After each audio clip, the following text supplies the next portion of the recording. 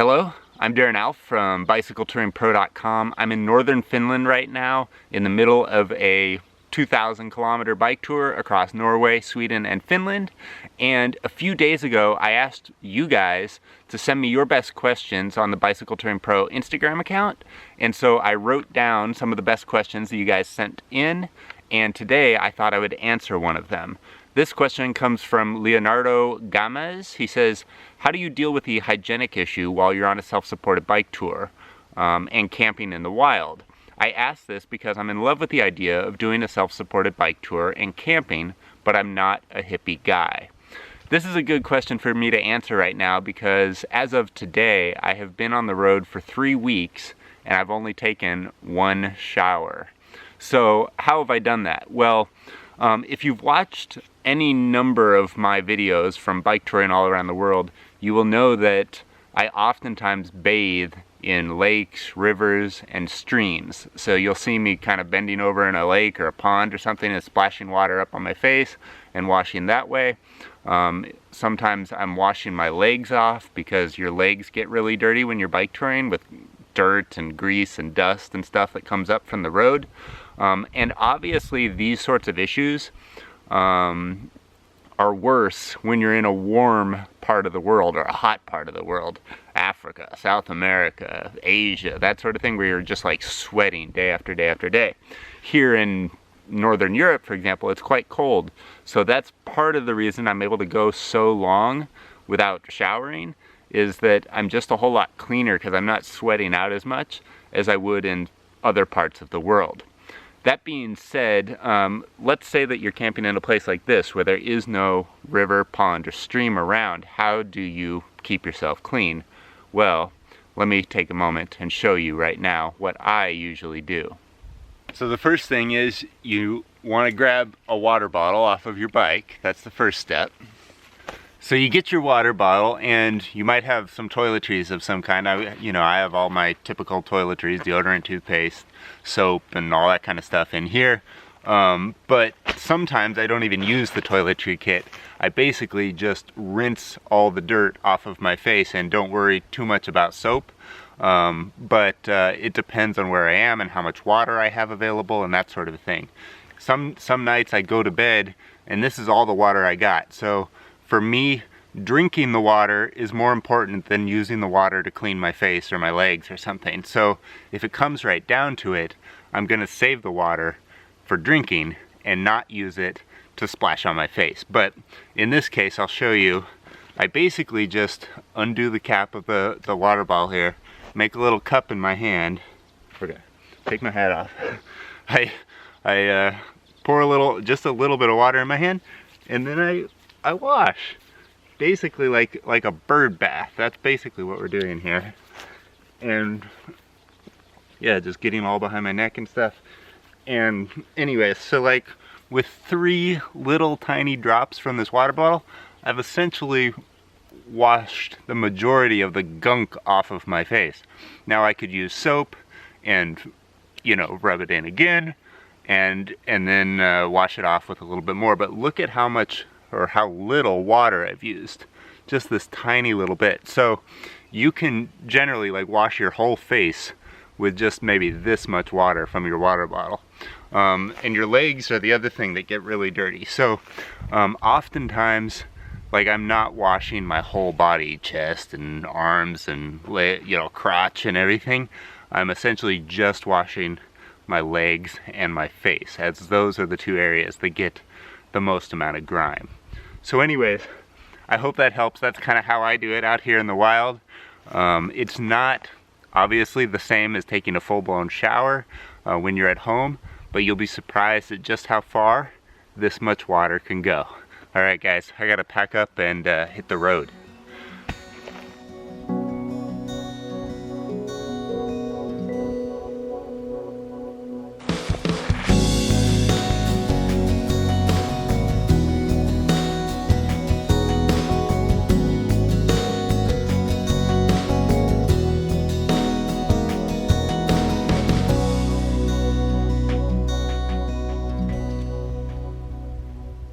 All right, so I'm back on the road.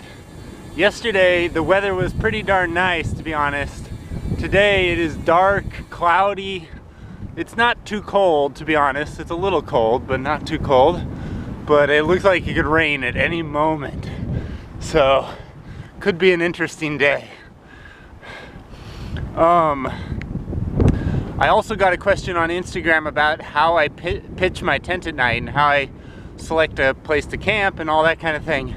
So later today, I will answer that question, so stay tuned. Today is Sunday and there is like no one out on the road right now. This road is sparsely traveled anyways, but God, it's really quiet today. When I was back in town 2 days ago at that information center in Finland, Norway, the guy working there said, "Where are you from?" And I was like, "Oh, I'm from the United States, from California." And he said, "Oh, wow, you're the first person from the United States that we've ever had in here." And I was like, "Really? That's crazy." But I guess I'm not in a very popular like tourist area at the moment, so, but I just thought that was kind of crazy. Wow, if it's true, first person from the United States. Nuts.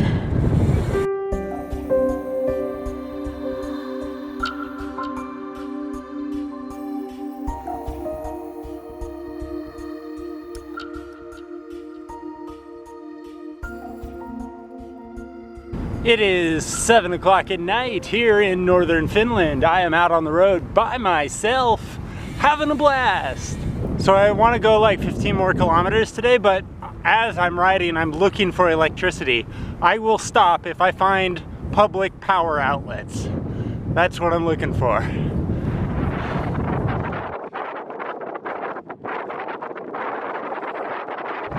I wanted to go a little further, but it's starting to rain pretty good. I think I'm gonna find a place to camp. I wanted to find electricity too. Dang it.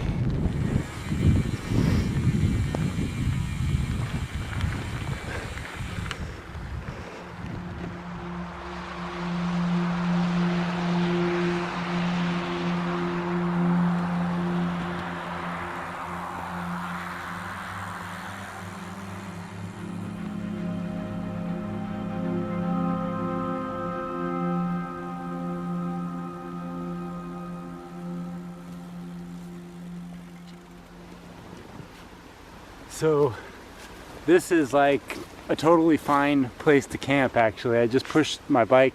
The road is down below. I like to usually camp above the road. There's a small creek running nearby so I can wash my face, get water to cook with, wash my legs off, whatever. There's a flat spot here where I could camp and that would be fine.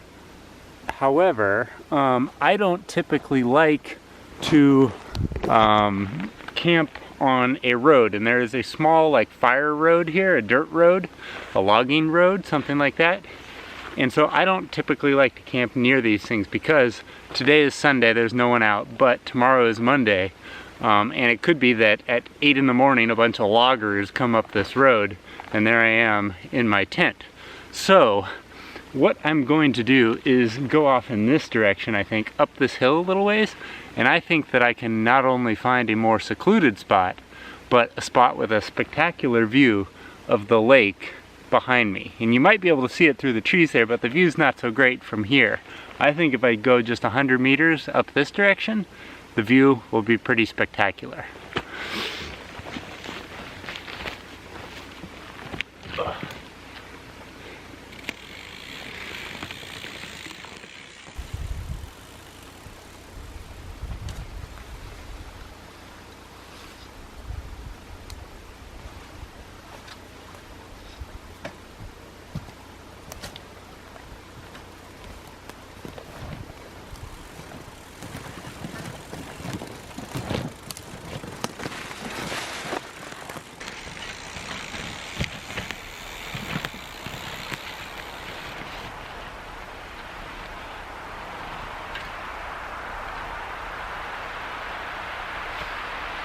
Okay, so This is going to be the campsite for tonight.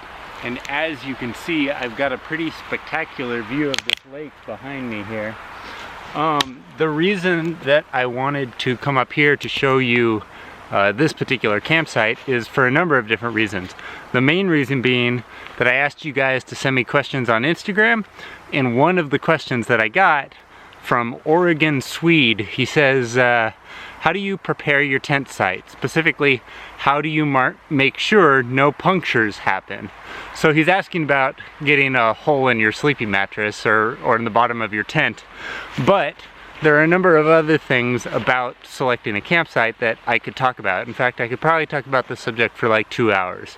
But I won't do that right now. I'll just kind of hint on some things. First of all, I came up the road, so I'm up above the road. The road is down there kind of along the edge of the lake, so all the cars driving past can't see me up here. That's the first thing. Second of all, I am near a stream, so I have a water source, which is super nice. There we go.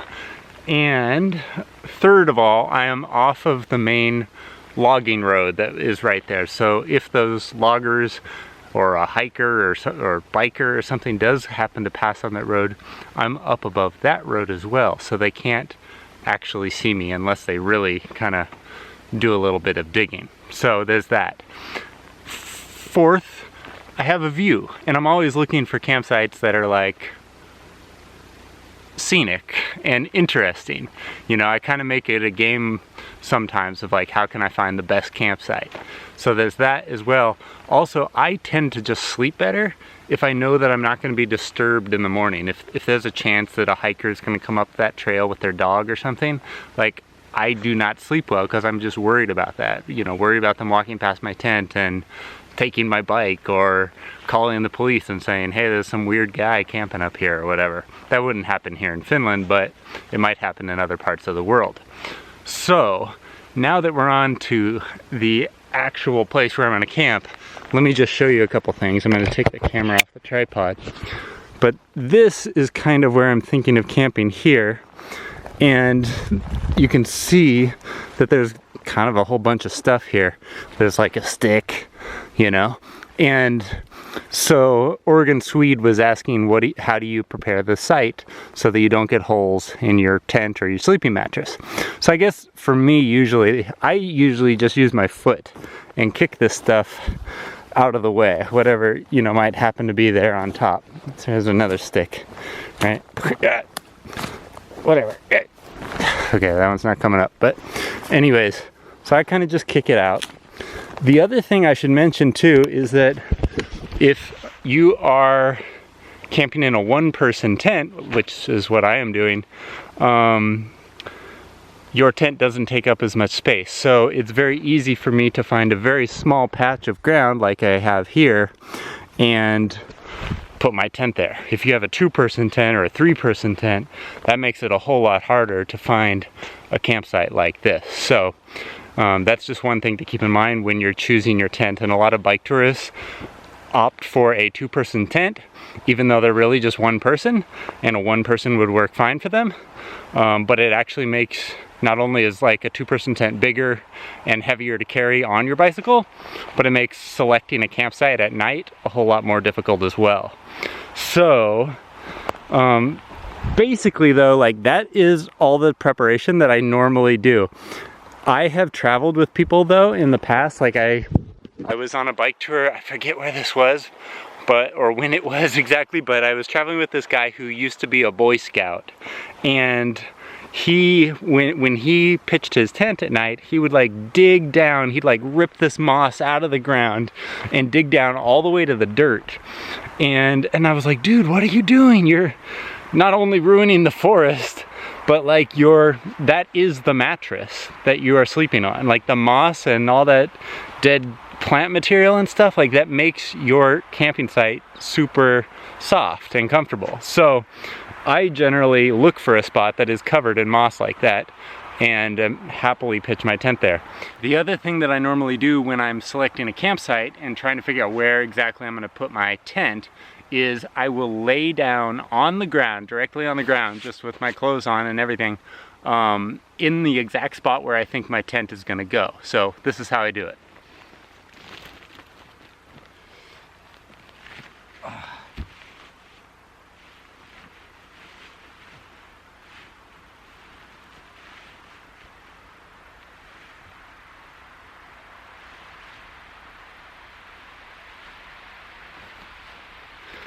And I usually just do that like super quick. But I can kind of move around a little bit while I'm down there on the ground and figure out where the flattest, most even spot is. If there are any rocks or pine cones or anything down there, I'll remove those or select a totally different site if it is in fact too bumpy or too sloped. So there's that. Then I basically just pull out my tent and pitch, and I'll do that for you now so you can see that. So when I'm rolling the tent out initially, I will just roll it in the place where I think the tent is going to go. I then unfold the tent, kind of, just the bottom of the tent here.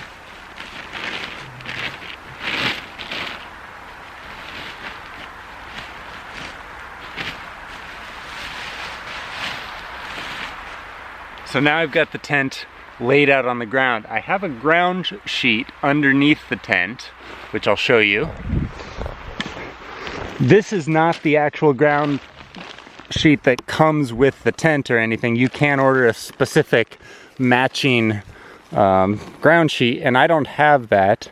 I am just using a thin sheet of plastic. This is painter's plastic, like you would have in your house when you're painting your house. You put this down on the ground or something so that the paint doesn't get on your carpet or wood flooring.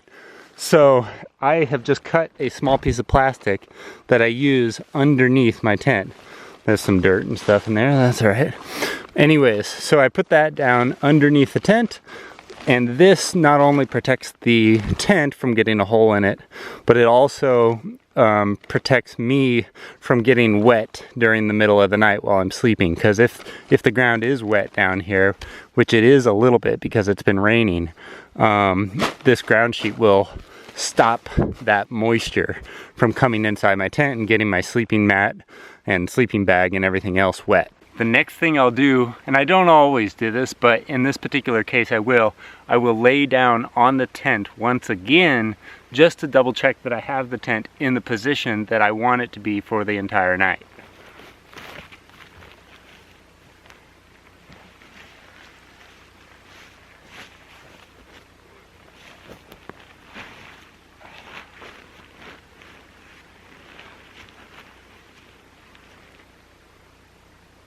So if that feels good, then I basically set up the tent like normal, put all my stuff inside, and make camp.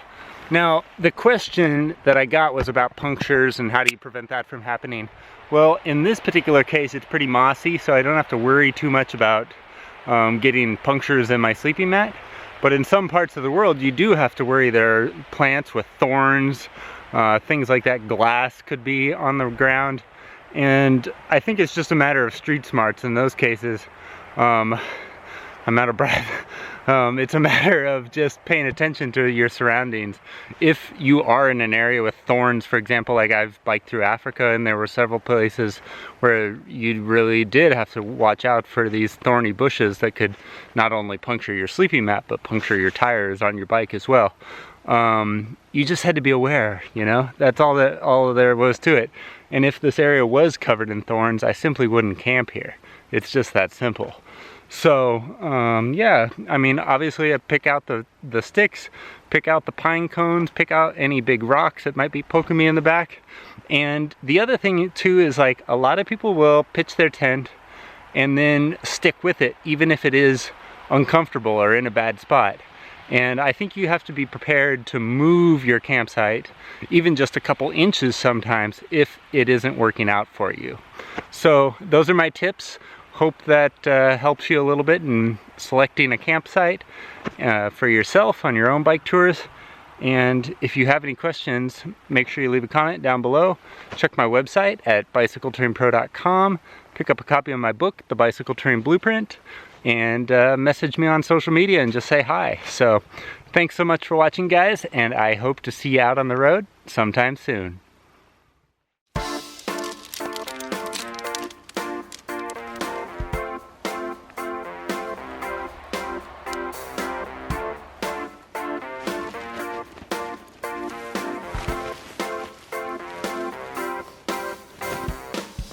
Okay, so I have camp set up here, spectacular view of the lake. I just wanted to walk down to this stream because this morning I was talking about kind of how to keep yourself clean out here in the road, you know? And one of the ways that I like to do that is by trying, at least, it doesn't always work out, but trying to camp near a water source. Because if you're near any kind of water practically, you can at least wash yourself off, and in some cases you can drink the water. So here, for example, I'm walking you down in real time from my campsite down to the stream, and I just want to see, I want you to see how close I am to the water, first of all, and also just kind of what the process is like when I kind of bathe out here. But here we are. This is it right here. So this is really all you need in order to stay clean, or relatively clean, out here in the wild. This is my shower out here in northern Finland. And basically, like, what I normally do is just, when I get to camp, for example, I wash my face and neck off, and wash my legs off, wash my hands off, and that's kind of it. Now, if it were warmer, this water is freezing cold, by the way. There's snow runoff just up here, so it is melted ice, basically, which is why I'm limiting myself to just a small exposure today. But if it was warmer, I might jump in that lake down there. If the stream were bigger, I might jump in the stream. But for now, I'm going to take my jacket off a little bit, kind of wash my face a bit, just to get the gunk and grime off of me.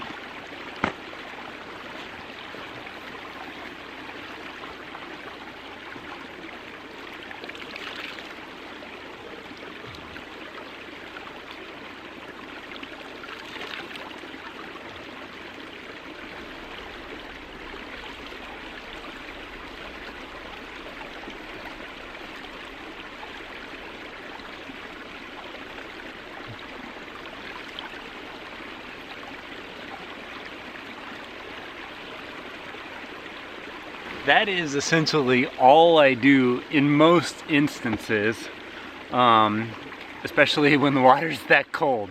But that gives you an idea of how I stay somewhat clean out here on the road. Thanks for watching, guys. Hope you enjoyed this video. If you did, please like, share, and subscribe.